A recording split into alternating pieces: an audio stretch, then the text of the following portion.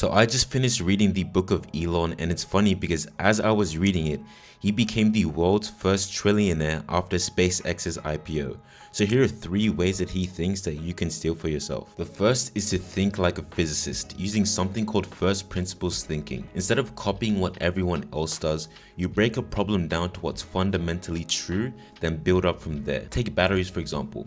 Everyone assumed electric car batteries cost at least $600, but Elon asked what they're actually made of, and when you added up the raw materials, it's closer to $80. That's how we saw that batteries could be made for far cheaper than the whole industry believed. The second is that before you improve something, you should ask whether it even needs to exist. When Tesla was building the Model 3, small fiberglass mats on top of the battery pack were a pain to install and kept slowing down the whole production line. So instead of questioning the mats, the team spent $2 million on a robot to install them automatically. But then someone finally asked what the mats were even for and nobody could answer. So they tested one car with the mats and one without and found no difference at all. The mats were doing nothing, so they removed them, and that $2 million robot was no longer needed, and they had spent a fortune perfecting something that never should have been there in the first place. The third is that progress is not automatic. It's easy to assume that technology keeps improving on its own, but Elon emphasizes that it only gets better when a lot of people work very hard to make it better,